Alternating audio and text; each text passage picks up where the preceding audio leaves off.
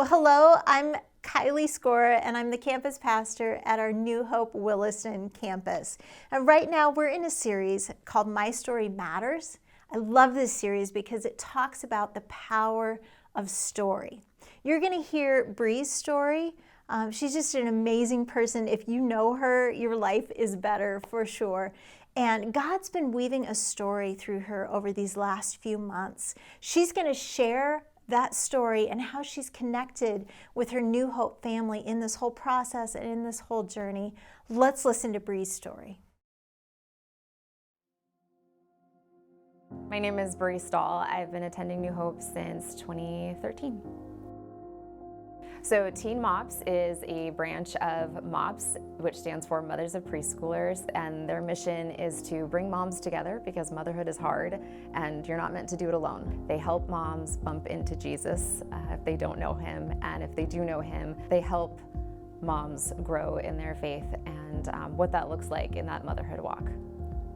The motherhood journey is hard enough as it is, but if you're experiencing that as a teen or as a really young mom, the support that you need might not be there, and it looks a little bit different than it might for moms who are in their later 20s. When I had my son, I was living in a camper in an oil fields area. My husband worked oil fields, and if you experience that, you know what that's like. You know, they're gone all the time. We weren't expecting to have a baby our first year of marriage, and I certainly wasn't expecting to be in a camper with a baby. And it was just really isolating and difficult. And at one of the baby checkups I went to, a mom there said, "Hey, you should come to MOPS." And I went to a MOPS meeting, and it really saved my life. This was not on my radar at all. At all. I wasn't even thinking about starting a MOPS group.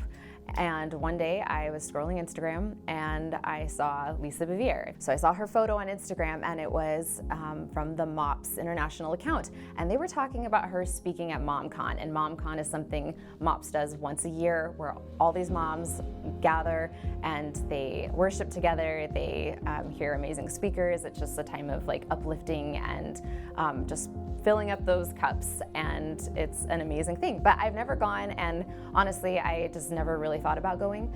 And then I stopped because I saw that MomCon was going to be in Nashville, Tennessee.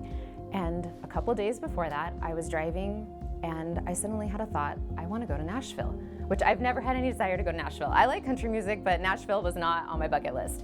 And so it was very weird that I had that thought, and I remembered that when I saw that MomCon was going to be in Nashville. I thought, okay, that's a very strange coincidence. Then I'm thinking about it still a couple days later, and I see they're going to do Rhinestone Cowgirl as the mom prom theme. And I thought, okay, that's fun. A couple days later, I'm headed to Minot with my parents, and twice in 1 hour, Rhinestone Cowboy came on. And I thought, okay, God is trying to tell me something. I need to look into this. And within a week, my husband's job changed, which made it possible for me financially to be able to go. And a whole bunch of things fell into place. So I found myself going to MomCon, and I got into the conference room 2 minutes before Lisa Bevere started speaking. I didn't even have a seat.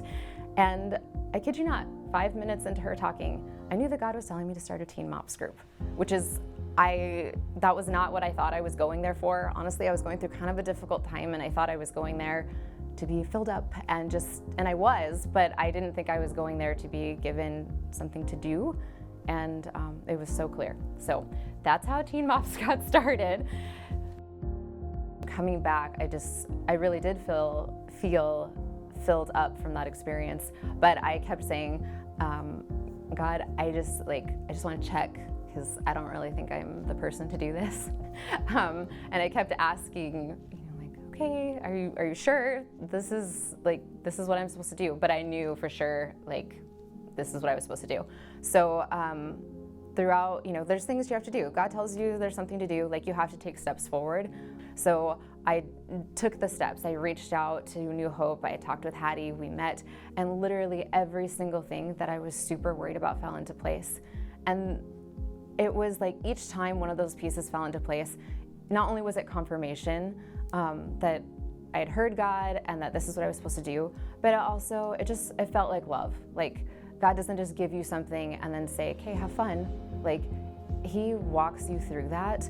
I had to keep making space for him to do that. We got a week and a half out from our first meeting, and I still didn't have a leadership team.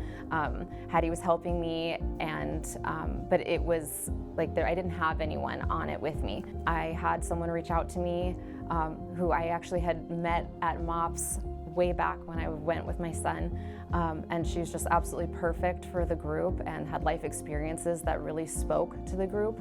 And then the next piece that I was worried about was having someone in the group that was familiar with social services and the different things that teen moms might need, trauma-informed care, things that you don't want to mess up when you are dealing with more sensitive situations. And God brought that person who has that experience, who is even trained in trauma-informed yoga. Like, it was so incredible that I've been brought to tears more than once. I've seen that in just a really big way that God starts weaving these stories together way before what he asks you to do is ever on your radar.